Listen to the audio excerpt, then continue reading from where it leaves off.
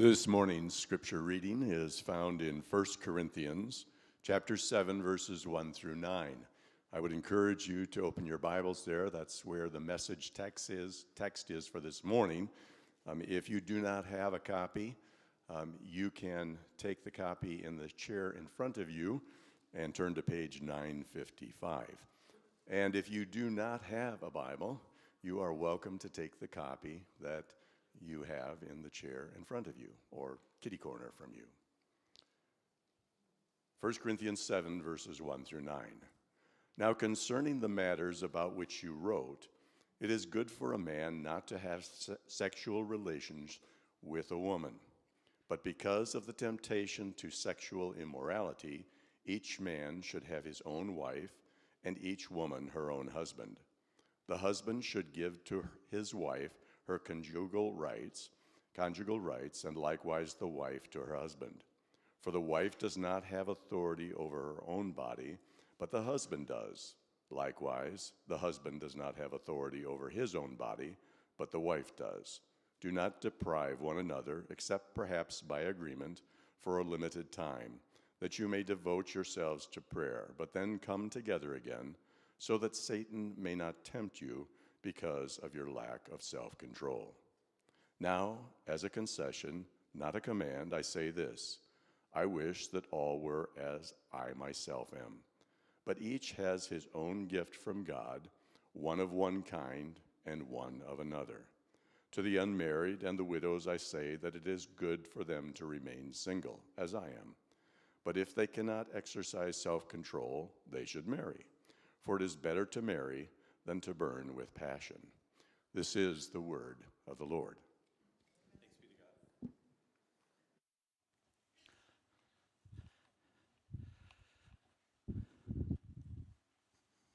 God. Thanks for reading that text, Wayne, and I do appreciate your saying that if anyone doesn't have a Bible, they can take one. We definitely want that. We want people to have their own copy of the scriptures.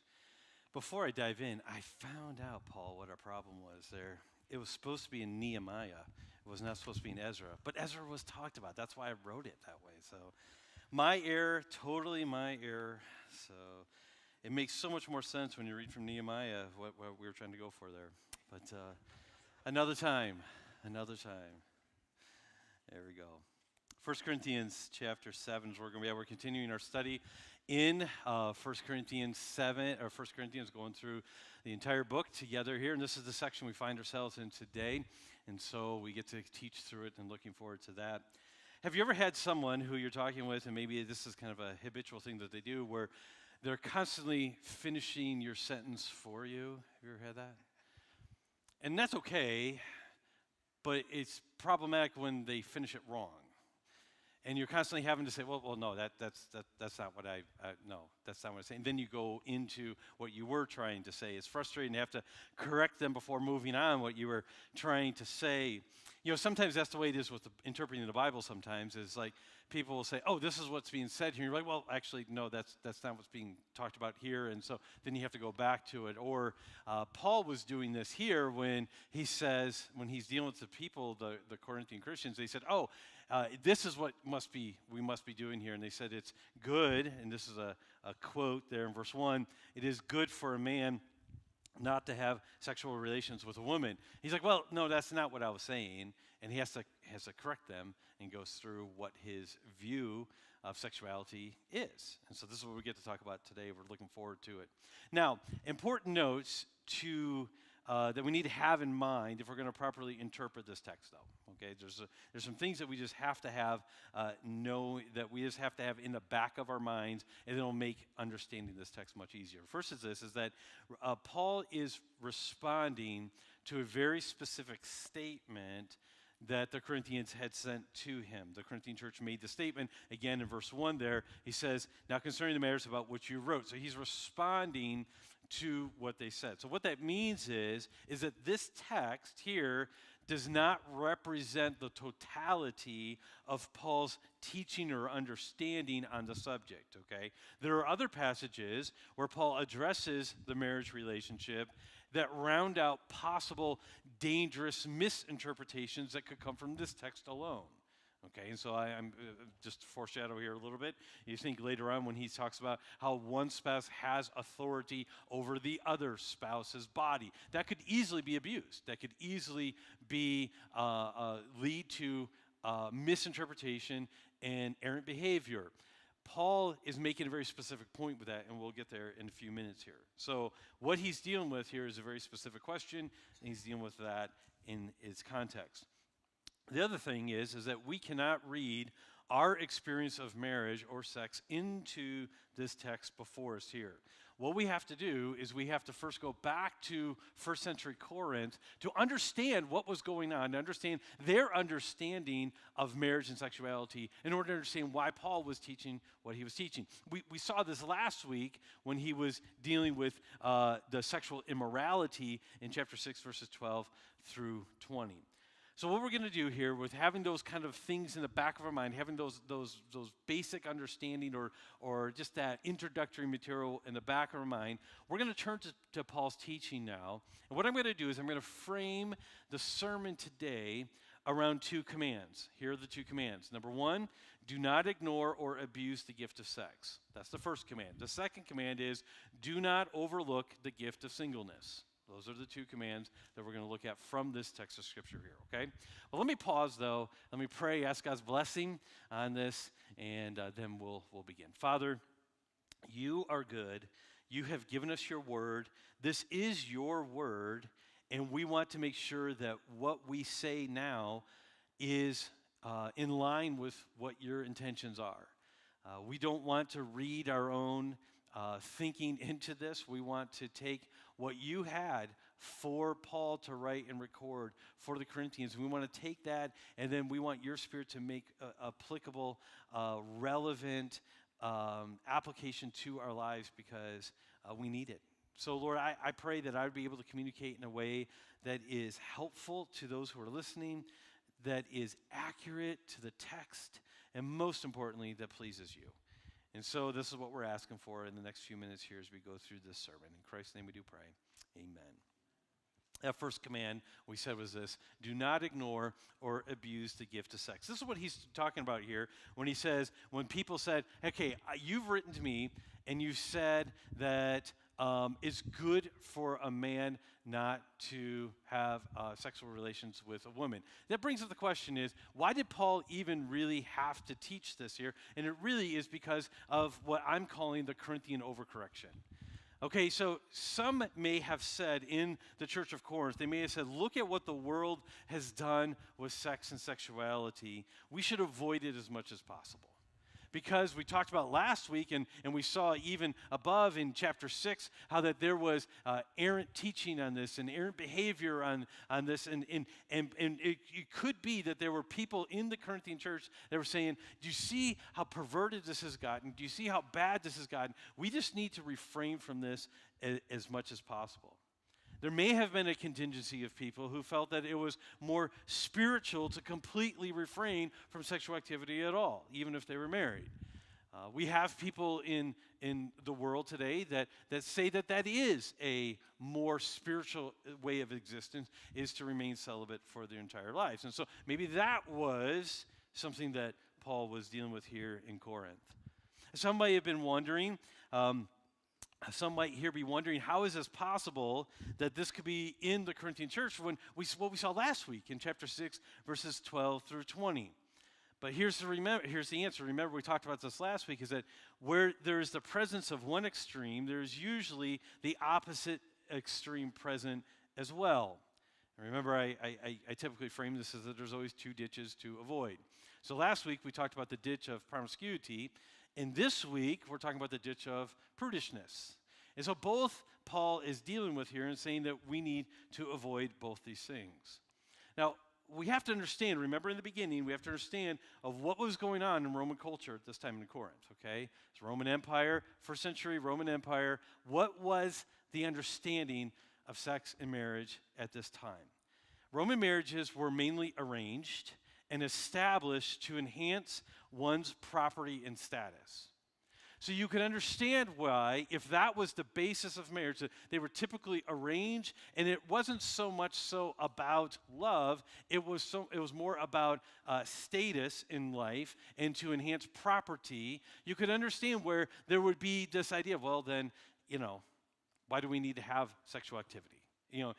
If all matter is evil, which was a thought at that time, if all flesh or fleshly matter is evil, and the soul is the only thing that is good, then we just need to refrain from any type of things that would deal to the flesh. And sexual desire deals to the flesh, and so they would say, well, let's just not do it at all. So you can understand where they're coming from here, but Paul is saying it is wrong.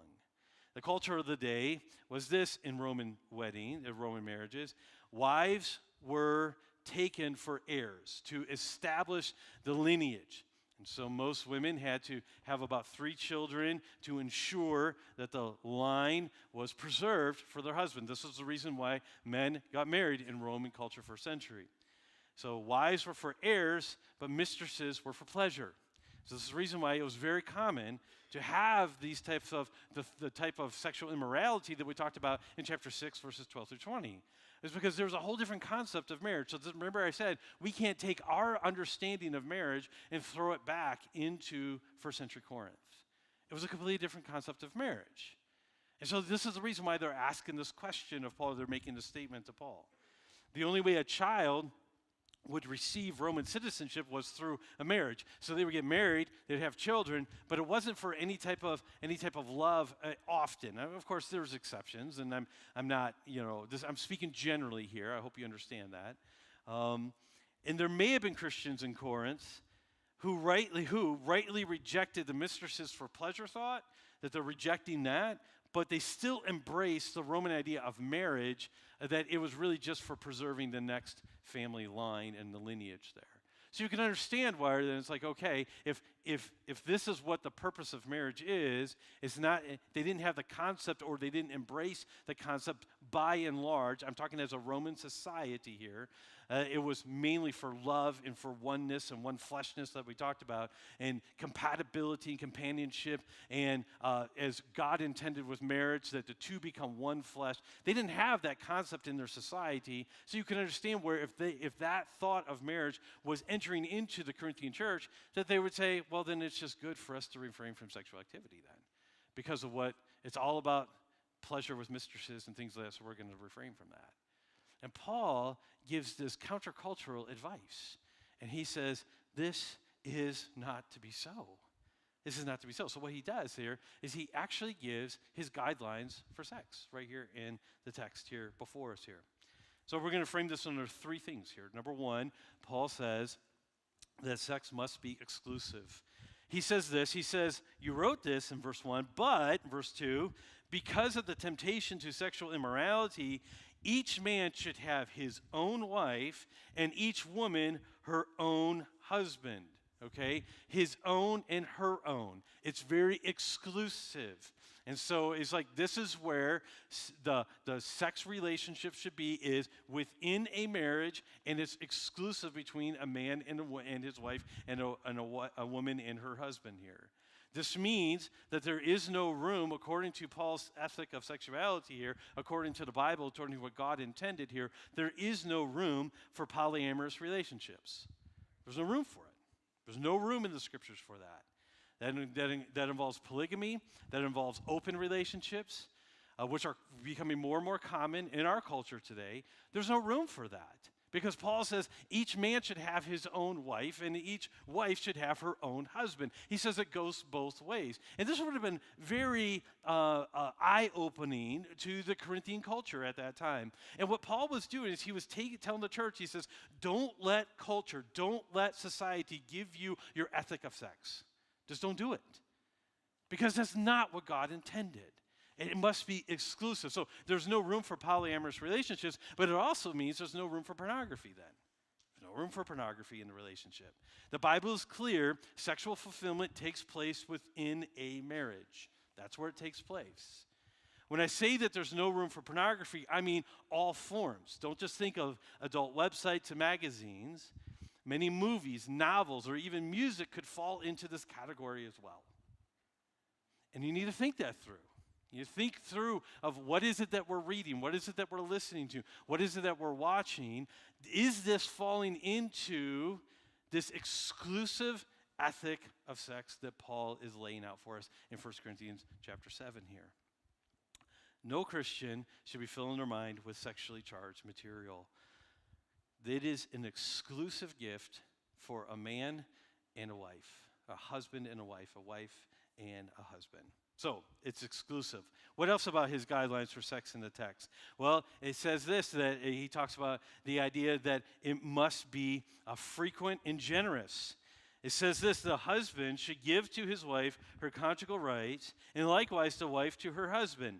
For the wife does not have authority over her own body, but the husband does. Likewise, the husband does not have authority over his own body, but the wife does. Do not deprive one another, except, and then he goes into an exception clause, which I'll talk about here in just a minute here. But the idea is that according to Paul's ethic here, he says, no, this should be a regular part of a marriage, of a biblical marriage, and the husband should be generous towards his wife, and the wife should be generous towards her husband on this. This means that sex is a unique gift exchange for married couples. That's the biblical view of sexuality. It's a unique gift exchange for married couples. God's given it to the married couples for that. He says it does not have authority over her own body. Now, the Corinthians would not have been surprised by that statement. They would not have been surprised at all when he says, yeah, of course, she doesn't have authority over her own body. It's the husband's got the authority over her body. They would not have been surprised at all by that statement. They would have been shocked, however, at the next statement. Likewise, the husband does not have authority over his own body, but the wife does. They would have said, well, yeah, of course, to the one, and they said, well, wait. Are you saying we're equal here? And Paul is saying, duh. Paul is saying, yes. He said that this is an exclusive gift for both of you, a mutual gift that you're both supposed to share and present to each other in your marriage. And this is where we need to remind ourselves that this is not Paul's only word on marriage, okay? Because, again, there have been some who have taken this text of Scripture and twisted it to argue away or excuse away sexual abuse. And there is no room for sexual abuse in a marriage or in any relationship at all. So Paul is not saying, by saying that one has authority over their spouse's body, he is not making way for sexual abuse. How do I know that? In Ephesians chapter 5, if you're taking notes, just write Ephesians 5. It's a really important text where Paul does talk about the marriage relationship as well.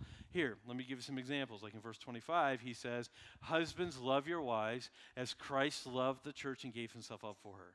Does that sound like Paul is making a path for husbands to be sexually abusive towards their wives? No. Husbands should love their wives, verse 28 of Ephesians 5, as their own bodies. And then verse 33 of Ephesians chapter 5, let each of you love his wife as himself, and let the wife see that she respects her husband. So this is not Paul, in 1 Corinthians chapter 7, this is not Paul's only teaching on this topic. And so we cannot make extreme interpretations from this one thing. Remember, he's talking about a very specific thing. He's answering the question of, well, I'm going to make this decision in my marriage, the man is saying, because I want to be more spiritual, or because of everything else, whatever the reason is, we're not going to have sex at all in our marriage. Paul is saying, wait a minute here, you don't have the authority to say that unilaterally. He's telling that to the men. You don't have unilateral authority to say it. And he's also saying to the wives as well. You don't have unilateral authority to make that statement that you're going to move that out of the relationship, because that's not God's plan. God's plan is an exclusive gift that's supposed to be frequent and generous towards each other. Now, Paul does give some allowances for abstinence in marriage. He says this in verse 5. He says, do not deprive one another, except perhaps by agreement for a limited time, that you may devote yourselves to prayer and then come together again, so that Satan may not tempt you because of your lack of self-control. So he gives this allowance. He says there could be a time in a marriage where that gift of sex is set aside. But here are the parameters for it. It's got to be for a limited time. It's got to be intentional for a limited time. It can't be something that just kind of just doesn't happen for days, weeks, months, years. He says, no, this has got to be a limited time. They have to agree on it. This has got to be something they communicate. One doesn't just make the decision for the other in the relationships, either side. He says you both have to agree on this. And it should be for the purpose of prayer, devotion. Maybe it's an idea of fasting, if you will, is what he's saying here. He's saying, okay, there could be a time where maybe there's a time of intense spiritual need or intense need that you just want to spend more devoted and focused time in prayer. So you're going to remove all the things that our body naturally craves, and you're going to remove that in a fasting time for prayer. We do that, we think about that with food. Well, the body naturally craves food and water, and so there's times of fasting and prayer where we just remove those things for a time for prayer. And he says, if you want to do that, that's fine, but you have to agree on it, and it's got to be for a limited time.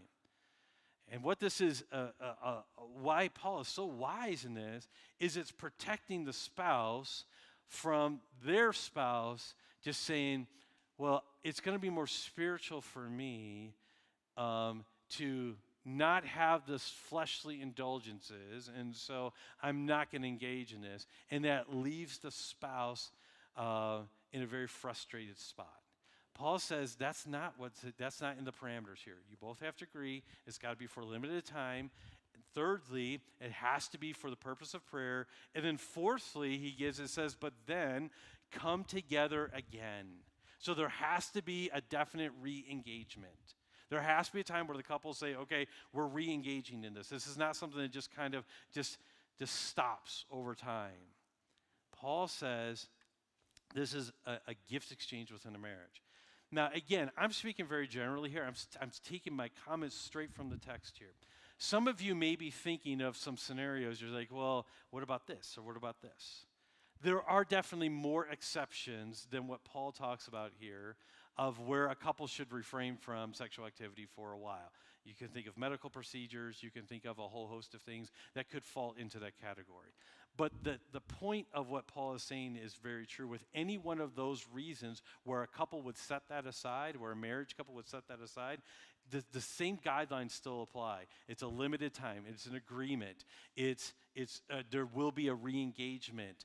There should be extra prayer during that time. So it still fits. The guidelines that Paul has still fits here. So what this means here is we kind of piece this all together, and we're talking about, again, we've already talked about how that it's an exclusive gift. Now we're talking about how that it's generous. It should be a generous and a frequent gift.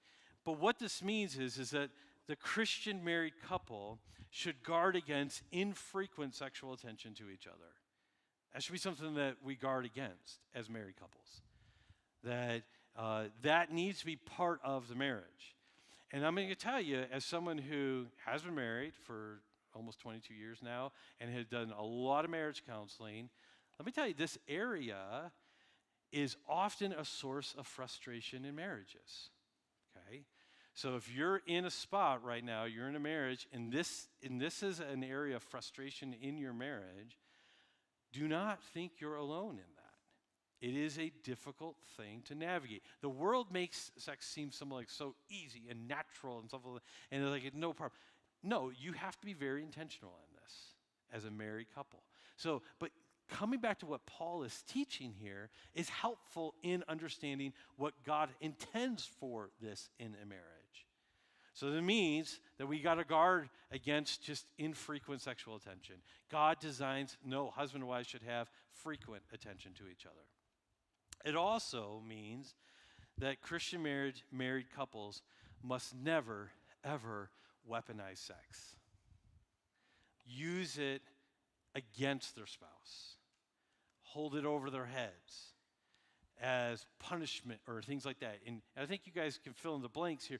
Never, never, never do that. That's not in line with what Paul is teaching here in our text before us here.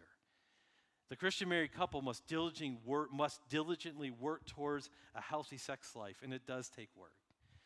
Generally, if we're honest, Christian husbands, they probably would complain about lack of quantity, right? So you be intentional with the quantity. But generally, if we're honest, Christian wives will probably complain about lack of quality. So be intentionally generous with the quality. You have to serve each other in this because it's a gift exchange that God has given for a married couple. And honestly, if you want to talk more in depth about this, I'd be happy to have a conversation in a non-public way with you for that. So we've talked about how that it's an exclusive gift. So Paul's guidelines for sex, it's got to be exclusive within a marriage. It must be frequent and generous. But then thirdly is that it is necessary. Sex is necessary in a marriage. Now again, there could be some outlying factors, health-related, things like that. And again, that's a conversation that if you have questions about that, I would love to talk to you about that a little bit more. But in the main, this is what Paul's talking about in generally, his general teaching. It's necessary. Why does he say it's necessary? Verse 2, because of the temptation to sexual immorality, each man should have his own wife and each woman her own husband. He also mentions it in verse 5 as well, that Satan may not tempt people. So it is necessary to help guard against temptation in the area of sex. Paul is very aware that Satan loves to tempt Christian couples in the area of sexuality. He's very aware of that. And one way to protect your spouse from sexual temptation is to have a healthy sex life within the marriage. So sex is a unique gift given to married couples to help each other's sanctification. That's what he's teaching here. It helps each other spiritually when you have a healthy sex life.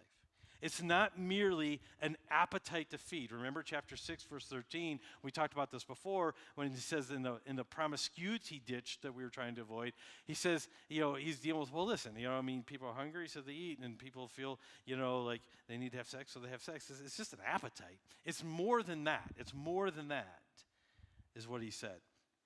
For Christian marriages, sex is designed to help your spouse live holy lives. Now, a lot of people don't think about it that way. A lot of people don't want to talk about this.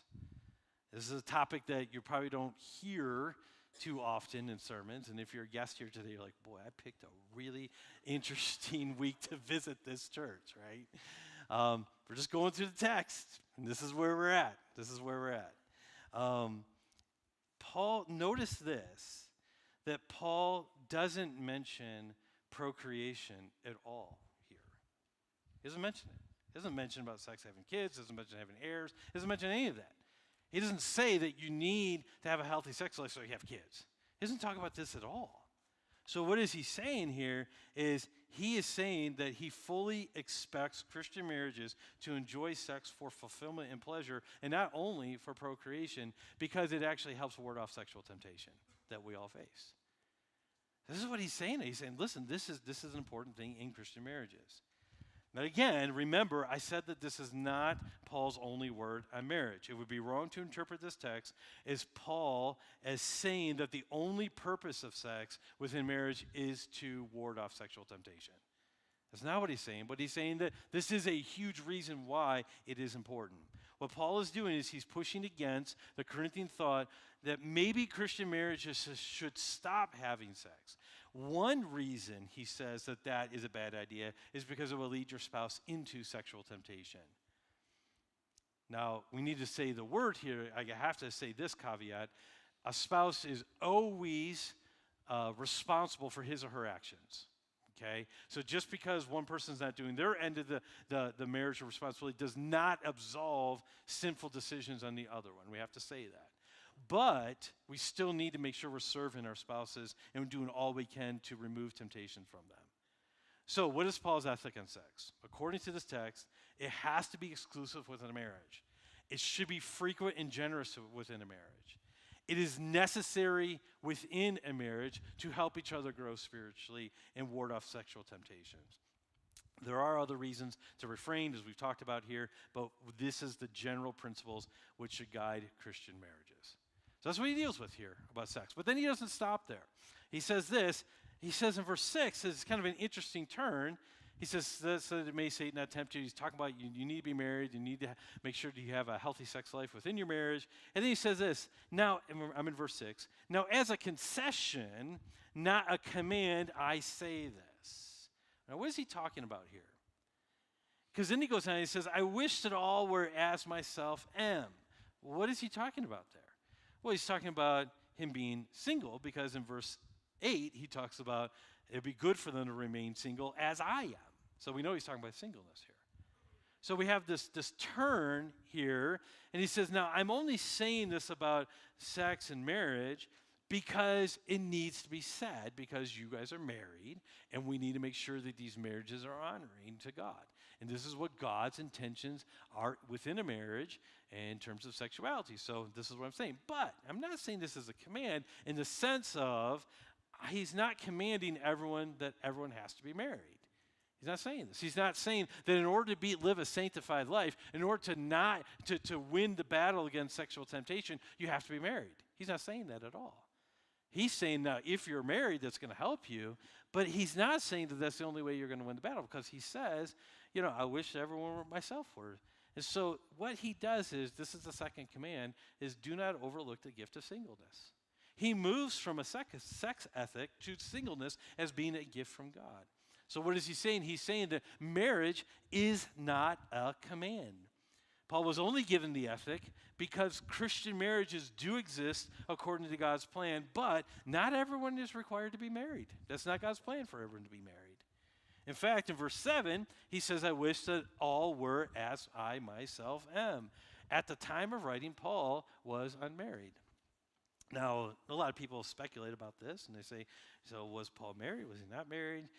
What happened to his wife? Because one of the reasons why people think, and historians and theologians think, that Paul had to have been married at one point is because he was part of the Sanhedrin, it appears. In Acts, he talks about how he cast his vote against the Corinthians before his conversion. And so most people understand it to be that he was part of a ruling body called the Sanhedrin. And given his political position that he had before conversion, a marriage was required. You had to be married to be part of the Sanhedrin. So historians have looked at this and said, so if he was part of the Sanhedrin before conversion, and now he's saying he's single, what happened? What happened to his wife? Now, it's possible that maybe he never was married and there was some extenuating circumstances. I don't know. We don't know. Paul doesn't tell us. But we do know that it is also possible that it could be that his wife had died, and so he was a widower. And so at the time of writing, he was no longer married, and he was appreciating the gift of singleness that God had given to him for his ministry. Or it could be that he was married, but his spouse left him when he converted to Christianity. Again, I'm speculating here, okay? I'm going to show you in a text where people think that may have happened. We don't know, okay? So form your own conclusion, all right? But here is when he talks in the rest of the chapter, which we're not going to get into today, he talks about if an unbeliever separates from a converted person, then that's permissible. You can let them go. Some people say the reason why he knew to write that way is because he experienced that firsthand. We don't know. We really don't know. All we know for sure is that Paul was single when he was writing this letter to the Corinthians. So marriage is not commanded. But more than that, more than it's not commanded, he frames singleness as a gift. He frames it as a gift. He says, but each has, I'm in verse 7, but each has his own gift from God, one of one kind and one of another. So he's saying here that singleness is just as much of a gift as being married is. And you have to understand that there was, in that day, intense cultural pressure to marry. I've touched on it a little bit. And some of you who are not married here say, you don't need to take me back to first century Rome to tell me that there's cultural pressure to marry. I live it, and you're right. We do live in a society where there's a lot of cultural pressure to be married, and it was the same way in Rome, but it was probably even worse in some ways. In fact, I know it was worse. In Roman culture, they expected all the adults to marry. In fact, there was a law that men ages 25 to 60 and women ages 20 to 50, that they needed to be married, and if they did not marry, then there were penalties for it. And that even included those who were divorced and widowed. Because he talks about here, he says, to the unmarried and to the widows, I say it is good for them to remain single, verse 8. So there were actually laws on the books that said that you had to remarry or get married. Let me just say a word about these widows here for a second, because again, I always try to bring us back to that culture so you understand exactly what Paul is teaching here. A widow was expected to marry within a year in this culture during this time, and a divorcee had about 6 months they were expected to get married. If a widow did not remarry within 2 years, there would be financial or inheritance penalties imposed. And this was a law that was enacted in AD 9. And why was this? Well, they obviously didn't want the society to have to care for widows, and so marriages they wanted. But it was also, and why was this such a big deal? Well, it was because, again, it was very common for women to experience becoming a widow multiple times in their lives. And the reason for that is because there was an age difference typically of when the man was older, the girls were younger when they got married in that culture. And the age, so there's a big difference between the two. The mortality rate was much shorter, and so people were dying younger. And so it was common for women to experience the death of a husband multiple times in their lives. And so they said, you just got to remarry. You got to keep going. Because again, remember, marriage wasn't about love. It was more about status and promotion in that culture here. Some see, you remember the Samaritan woman in John 4, remember that text where Jesus is meeting the woman at the well, and there's kind of a humorous exchange. Jesus asks her for water, and then, she says, why are you talking to me? You're a Jew, I'm a Samaritan, why are you talking to me? And so they go into this, conversation back and forth about, he turns to theology, and he says, well, go get your husband. And she goes, well, I don't have a husband. And Jesus says, you're right, you don't have a husband because you've had 5 husbands. And the one you're with is not your husband right now. I love her response. Sir, I perceive you are a prophet. I love that. Most understated line in the scriptures, I think. Well, yeah, okay. But many people look at that as, some people think that she just got divorced 5 times, which is possible. But other people look at it, historians look at it and say, see, no, this is an example of how women became widows multiple times in their lives because there was such an age difference and it's just the way it worked out. So that could be possible. But we do know for sure from history, in Acts chapter 25, there's a lady by the name of Bernice. It's Herod's granddaughter. She's introduced in the text there. And we don't have a whole lot of she's kind of a secondary figure in the narrative, so we don't know a lot about her personally, but we can study about her from other historical documents. And what we find out about this lady Bernice is that she was married twice by the time she was 16 years old, because her first husband died, and then the second husband would eventually die as well, and then she marries a third time. So again, all that to say is what Paul is saying here is he's saying, don't feel the pressure that you have to be married. You have to be married. You have to be married. He's saying culture is telling, they're even imposing financial penalties upon you. He's saying don't feel the pressure that you have to be married. He's going against culture. So for the singles in this room, you feel the cultural pressure. But what I just described to you here is I think even worse to some degree. And Paul is saying, you don't need to feel this pressure. You need to understand that your singleness may be just a gift from God for you to enjoy. And you say, well, Jeremy, that is so easy for you to say because you're married. And I want to be married. And it's easy for you to say, enjoy the gift. It sounds so patronizing. I don't mean it that way at all. All I'm trying to do is teach what Paul is saying here. And he says, receive this as a gift. Receive it as a gift here. Paul says that widows can remain single because it may be a gift from God. Yet, also in Timothy, he's going to talk to the younger widows and he's going to encourage them to remarry at that point. So all that to say is you say, oh, wait a minute here. He just says it didn't have to be here in 1 Corinthians. But in 1 Timothy, maybe some of you were thinking about this, he says, well, I encourage you to remarry. What was going on there? Well, again, the circumstances were a little bit different.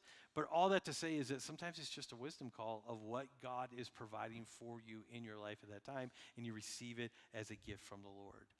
So what Paul is alluding to here is that there are advantages to being single. Now, he's going to get into this in later on in the chapter here, and in a couple weeks, that sermon will deal with that more so than what is here. So come back in a couple weeks, I think it's in 3 weeks, when that text will be covered. But for now, I'll just say this, is that Paul frames singleness as a gift, so do not despise it.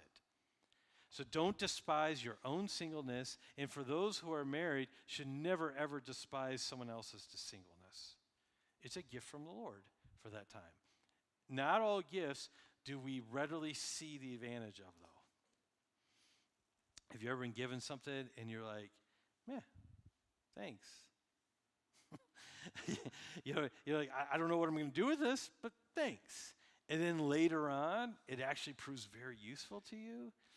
That could be the gift of singleness.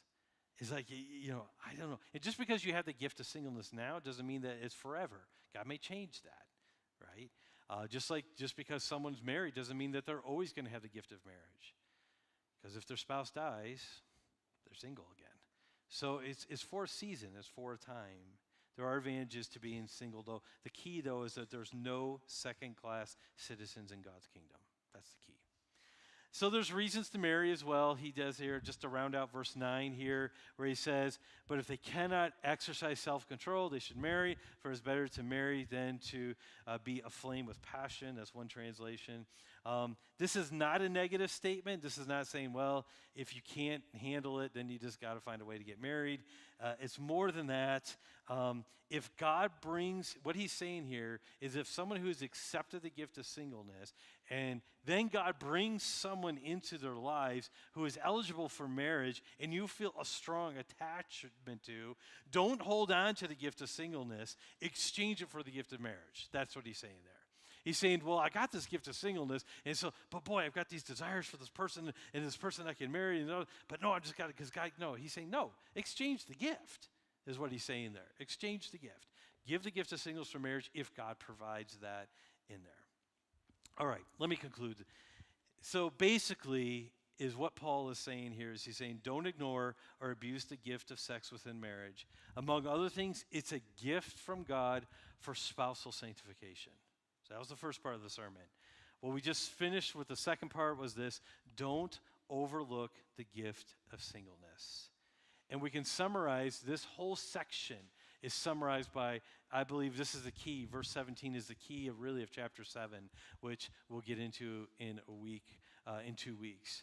And that is this, is that he says this. He says, I'll put it on the screen for you. Let each person lead the life that the Lord has assigned to him and to which God has called him. So if you're married, you're supposed to have a wonderful marriage that you're working hard at, and part of that includes you're supposed to have a good sex life. If you're single, accept that from the gift of God, because this is what the life that God has assigned to us.